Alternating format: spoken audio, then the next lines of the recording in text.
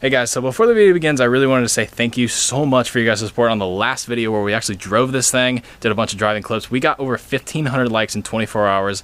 That's unheard of for me, and I really wanted to thank you guys for doing that so much.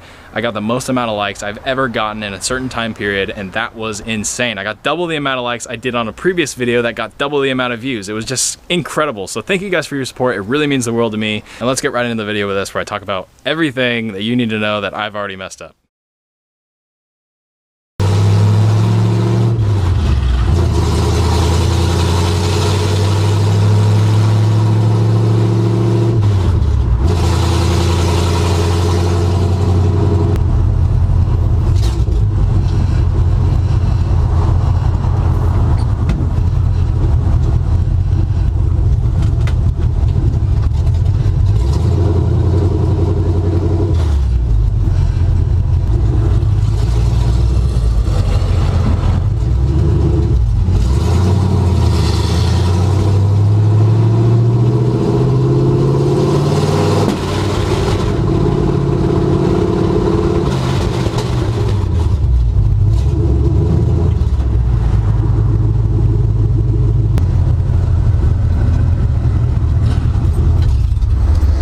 Well, I'm sure you heard that. My clutch just fell to the floor. My clutch just hit the floor. I think the rod fell out. Put it back in. No, just the clutch. Alright guys, what's going on? So yesterday we had the truck out at a cruise night car show. It was kind of cool. I actually got to drive it for the first time like in town. It was pretty nice. Truck gave me some sort of hiccups, which I will talk about in this video like I said yesterday. Today's a video I'm going to talk about all the issues I've had, but it did work pretty well. I got to go through the gears. It shifted beautifully. I still don't like to go into second very much. I don't know why. I'm still going to look into that, but I think I kind of know why. And there's a bunch of issues that are going on with the clutch side of things that I need to address. So the transmission side, drive shaft, anything on the back half of the transmission, flywheel even works perfect. Clutch itself works perfect. Clutch mechanism, fork, and throwout bearing is not working perfect. And like I said way back when I started this, as you can see now, my truck's over here. I said that the clutch style fork and Z-bar setup I'm trying to use is not compatible with this bell housing typically. And I do need to get on the phone with American Powertrain. Today is Sunday, so they're just closed coincidentally, so I can't really do much today. It's also hot again, but I've moved my truck over here and I coincidentally backed it all the way up through my backyard, got it over here, kind of wedged myself in there, and then when I went to go pull forward, the clutch just kind of like stopped engaging. It's kind of like stuck. And I went underneath and looked at it, and I'll show you that in a second. The throwout bearing and the clutch fork are just not moving together, and the throwout bearing actually kind of twisted. So there's two clips that hold the throwout bearing onto the fork, and they twisted, and the fork kind of went past it and started rubbing onto this rotating part of the throwout bearing. And metal shavings are starting to come off of it, and it's just starting to gum up, and it does not look good. I looked into the side of the bell housing. It's just not really a good looking thing. So I'll show you that in a little bit. But yeah, my clutch side is not really working, and I do want to stay Z-bar. A lot of people are saying just go hydraulic, or that Z-bar is just not going to work. And you can run a Z-bar with this in two different ways. You can either modify this bell housing, which is why I need to call American Powertrain and see if there is a part they sell or something along those lines where they can assist me in actually mounting the F100 fork, rotating style fork onto this bell housing. Or you can do the other thing, which is actually what I probably will end up doing, is getting the factory bell housing and mounting the clutch fork the correct way and running an adapter plate. So before I get into that, let's go ahead and actually look at the truck, and I'll show you guys exactly what's going on. I chose this side of the house because during like 3 o'clock the sun will be over there, and that tree gives me perfect shade. And I have a little bit more room. I'll fill this hole in, and I have a bunch more room in terms of width to set up a canopy, plus my garage is right there. Everything's gonna be a little bit easier. The only downside is I am in the dirt, which kind of sucks. So a lot of you guys were asking me things about the trans tunnel, and we actually did get a trans tunnel in. I just never showed you. It was in the video towards the end. You probably saw it when I was driving, but we have a trans tunnel in it now. We just stuck some bolts in it real quick just to get it going. You can still see there's a hole in the back that needs to be filled. And then people are asking about the tape. You can see there's a hole there, and there's a giant hole here. So I just didn't want any sort of gas, and now that I realize that I didn't even cover that hole. But yeah, I was just trying to keep as much gas as I could from coming into the cab. But yeah, the trans tunnel's in there, and it looks a lot better. It looks a hell of a lot better with the trans tunnel on it, which is great. Yeah, so that worked really well. It wasn't really hot, and it wasn't smelly in the cab anymore after that, which was really cool. But yeah, let's go underneath the truck, and I'll show you guys exactly what's really going on. So I'm underneath the truck on the driver's side, and you can see the Z-bar set up right there, and then this Heim joint linkage. And you can probably also notice that I don't have the pin anymore that engages this rod. And not only that, this is kind of just wobbling around. and my clutch fork is entirely stuck right now. So there's a lot of stuff going on that really should not be like that. So as you saw in the first clip of the video, the rod, my clutch pedal fell to the floor, and the reason being is not because this linkage fell off here. Now this one, I obviously need to put a clip on. I realized there is no clip on it, so I can literally do that and then it falls. But that's not our actual issue. Our issue is right here. And what's going on here is pretty much whatever play I have in the system, because this fork is not hard mounted. I'll come over this side. You can actually see it's pretty much just resting on the edge of the bell housing, which is not correct at all. And because of that, I can't really mount the fork and have it rotate in one position. It can kind of move up, down, left, and right, which is not necessarily good. And it's not really good because the fork moves left, right, up, and down, and allows this rod to kind of have a little more play than it should. A lot of people were telling me, well, just put the return spring in and you'll be fine.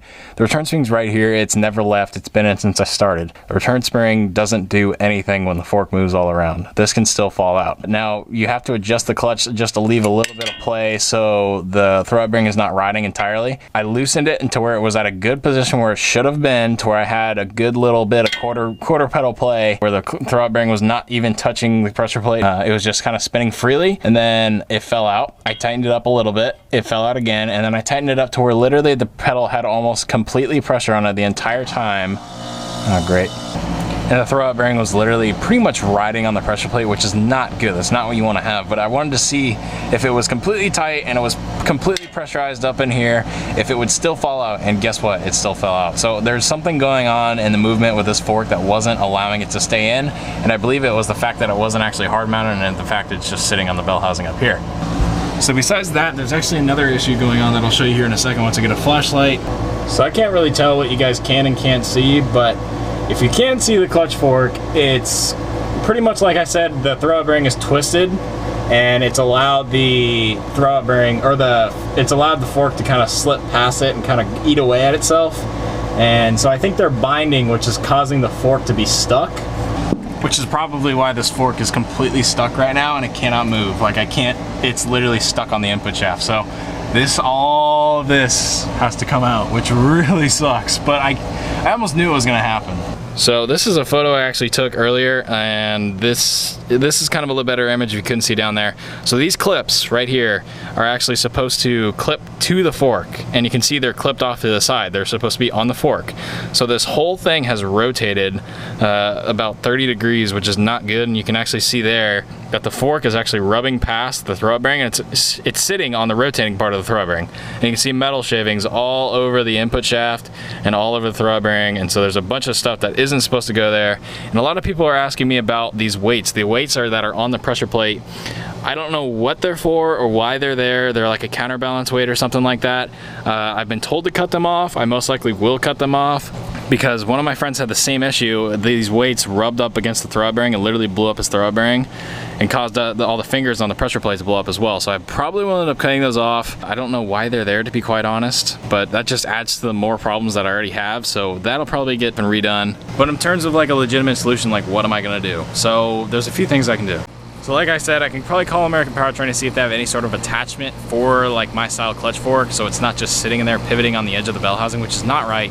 And it's causing the angle. That's what another thing I forgot to mention. The angle of the actual clutch fork is what's causing everything to be so stiff and not work right. It's supposed to be at like a 90-degree angle. It's like way past that, and so the leverage point is just absolutely ridiculous. That's another reason why my clutch pedal was so ridiculously stiff to push in. So that also will get fixed. And so whether or not American Powertrain has something, I can also go the cheaper route. So I can go on Summit or Jigs or anything. I can go buy like an adapter plate. There's like a 1-inch spacer block that goes behind your stock bell housing, changes the bolt pattern and spaces it out a little bit to run a Tremec transmission. And the reason they do that is because, like I said previously, the stock transmission has a 6-inch long input shaft. The Tremecs, the 3550s, TKOs have a 7-inch, and you have to compensate that by getting either a deeper bell housing, which is what I have in it right now, or a spacer, like adapter plate block or whatever you want to call it, to space out from the stock bell housing to give it that extra inch to push back so you're not driving your input shaft into the back of the motor. Now if I get that, I can actually use my stock bell housing, and it's got the clip attachment that hooks my fork to the bell housing. It would put it at the correct angle. Everything would be correct. It simply would just have a little spacer in the back.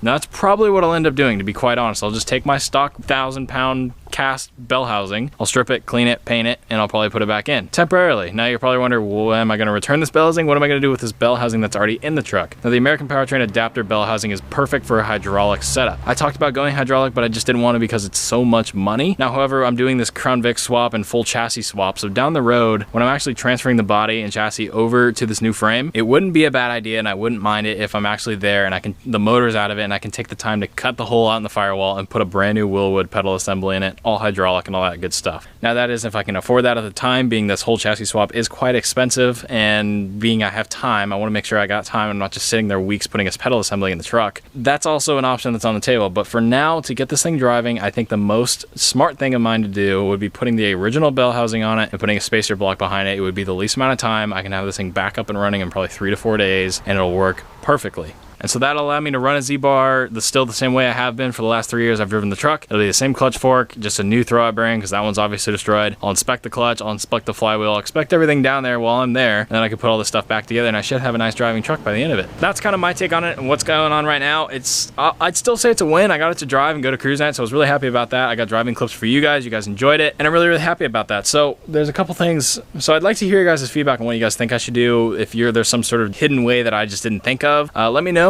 I'm always open to options. I looked at doing a cable. A cable's just going to be too complicated, so I think I'm just going to go with the cast bell housing, the original bell housing, and then the adapter plate. I think that's the easiest route, but I'd love to hear you guys' feedback, so let me know what you think down below. Thank you so much for watching the video. If you did, smash the like if you did. That would really mean the world to me. You guys did a great job in the last video. I got the most amount of likes I've ever gotten on a video in 24 hours. I got over 1,500 likes in 24 hours. That's amazing. So thank you guys so much for that, and stay tuned for the next video when we get this truck fixed. I'll see you guys then. Thanks so much for watching.